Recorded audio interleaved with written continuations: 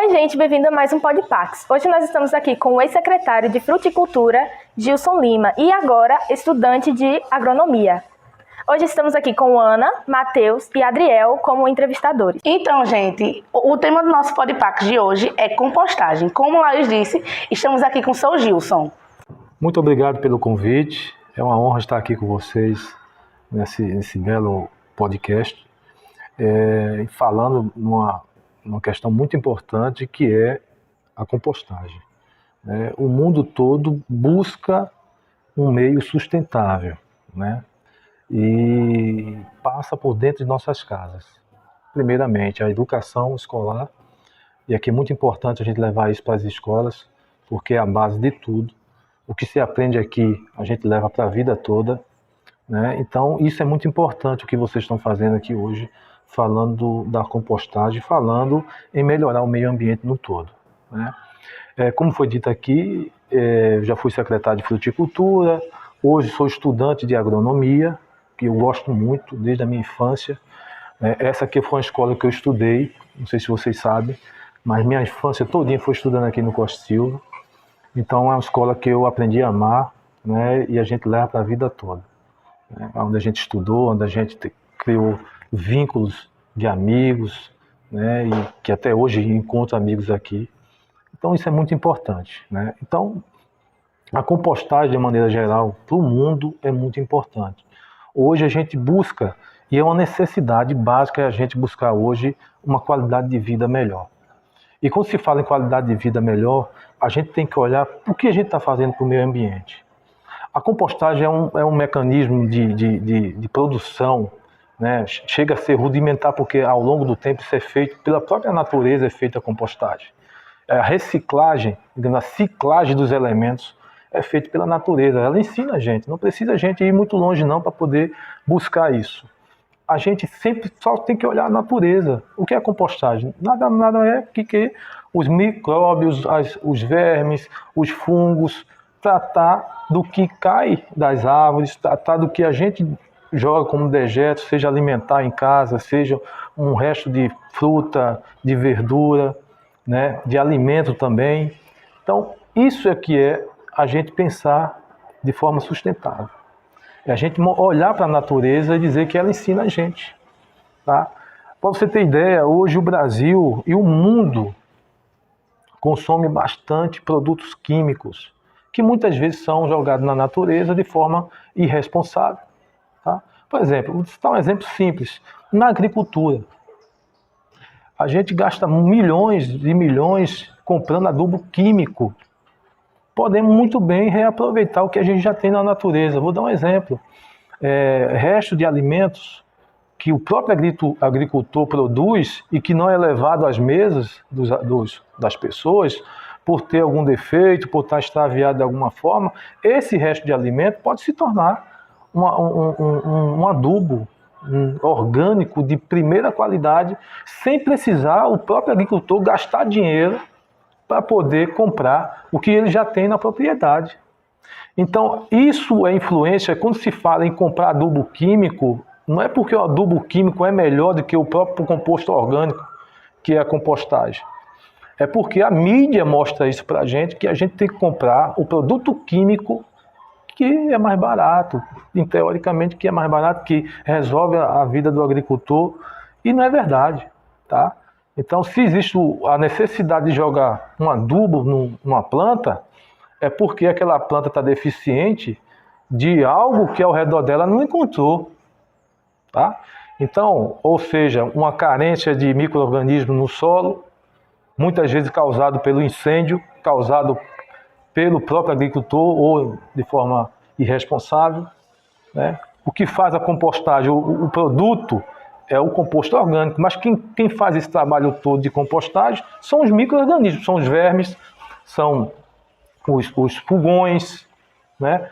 O gongolo, a minhoca, né? Tudo isso a gente vê. Se a gente mata um micro-organismo desse, a gente deixa de fazer a compostagem, a ciclagem dos elementos natural que a planta vai necessitar.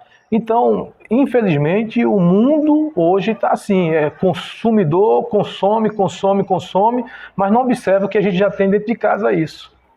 né? Muitas vezes a mãe nossa mãe, nosso parente, compra um pacote de adubo na casa agropecuária, podendo muito bem fazer a reciclagem dos elementos, o resto de produtos que tem em casa, o resto de comida, o resto de fruta e verdura, né? Então, isso é muito importante. Quando você está esse debate para cá, para o âmbito de colégio, de escola, de conhecimento, isso é muito importante a gente estar com isso, vivendo isso hoje, né? Para dizer que nossos filhos, nossos netos vão saber que a gente precisa deixar um mundo melhor. E a gente só deixa um mundo melhor se a gente pensar diferente, né? Pensar em proteger o meio ambiente com responsabilidade, né?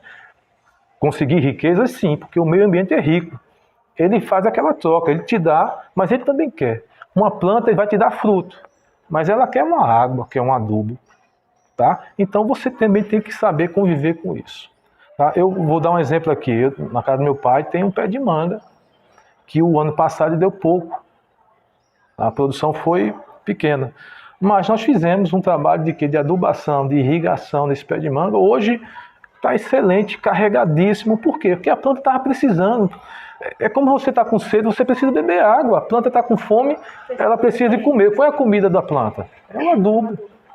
Que muitas vezes é ela mesma que joga através da folha, caiu, os galhos caiu, e ali a celulose é decomposta pelos micro-organismos, junto com o material orgânico todinho ali, que se transforma em adubo natural, sem precisar a gente jogar. Mas se a gente tira essa folha, por exemplo, um pé de manga, quando a gente tira, a gente varre o quintal todinho e pega aquela folhagem e queima, a gente está causando mal 2 vezes mais. Tanto para a planta como para a gente mesmo, o meio ambiente. A gente vai jogar carbono, vai jogar substâncias tóxicas no ar, porque a gente está queimando o próprio alimento da planta. Então, quando se fala em compostagem, eu vejo que a riqueza é muito grande nesse sentido. Para vocês terem ideia, hoje o Brasil é um dos maiores consumidores de adubos químicos. Quando eu falo adubo e defensivos químicos, se compra muito da Rússia, da Ucrânia, que dos países que estão em guerra, Estados Unidos e outros lugares. E consome muito adubo químico, a gente tendo um país de desperdício enorme com restos culturais. Quando eu falo restos culturais, é de produção mesmo, de milho, de soja, de feijão e de outros produtos. Então a gente podia aproveitar para fazer adubo e não faz, tá? E, no entanto, o Brasil precisa desse adubo, porque o Brasil é um dos maiores produtores de alimentos do mundo. Então, se eu produzo mais, eu preciso mais daquela substância. Ou seja, aí já entra na área da economia. Já entra na área da economia. Então, o Brasil está consumindo muito adubo químico, não está reaproveitando o que a gente tem de bom da natureza, né? E, inclusive, as leis nossas, quando eu falo lei ambiental, né? Nosso país é um dos maiores facilitadores de defensivos e químicos, causadores de doença. As leis, elas são frouxas nesse sentido. Está entendendo? No nosso país, a gente precisa preservar a Amazônia, precisa preservar a natureza, os biomas. No entanto, a gente não tem uma lei dura que proteja esses biomas. Tá? Então, a gente tem que olhar para frente. A gente precisa produzir, mas precisamos produzir com responsabilidade, né? Todo mundo precisa comer. O nosso país, a gente tem a obrigação, por ser um país gigantesco, né? A gente tem terras demais para produzir. Nós podemos chegar muito. Nós desbancamos agora recentemente os Estados Unidos na produção de milho. Então, a gente deixou de importar milho, agora a gente está exportando milho. Quer dizer, então isso é importante para a gente. Mas agora, para a gente plantar mais, a gente não precisa desmatar, não. A gente só precisa fazer aquilo com racionalidade. Entendeu? Compactar, produzir mais em pouco espaço, não desmatar. Porque é isso que a gente precisa. É simples assim. E quando se fala em compostagem, me alegra muito, porque é maravilhoso esse processo. Tá? A gente em casa pode fazer simples uma compostagem com os baldes de 20 litros de doce, em padaria vende aqueles baldes por R$5 um baldezinho daquele de 20 Tinta também, né? de tinta. 20 litros, vocês com 3 baldes daqueles, vocês fazem uma composteira. Então é o balde de margarina mesmo. Okay? Pronto, esse de margarina que eu estou falando, justamente. E aí você faz uma composteira para poder ter seu adubo, para poder jogar numa planta, num alface, numa couve, num pimentão, e você ter produto de qualidade, sem adubos químicos, sem adubo químico, sem substâncias tóxicas, muitas vezes. Tá? Então é isso que a gente precisa viver, dessa forma. Tá? É isso. Você falou sobre adubos químicos e uma outra palavrinha que o senhor disse. Defensivos. Defensivos. Qual a diferença? Olha, muitos defensivos servem para poder combater a praga do plantio, né? O pulgão, a cigarrinha e outros. Mosca, que muitas vezes agride a planta. Então a gente pode fazer isso. Por ter exemplo, vou dar um exemplo aqui. Um agrotóxico, né? O chorume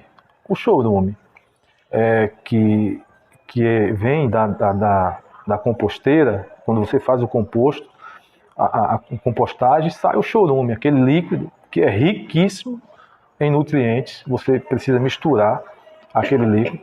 Você pode fazer uma adubação para a planta, né? Você pode, através de outros produtos, sem agredir a natureza, por exemplo, o fumo, junto com um detergente, pode combater um pulgão na planta. Não necessariamente você pode comprar um defensivo agrícola, químico, que vai causar tanto mal para aquele inseto, quanto para o ser humano.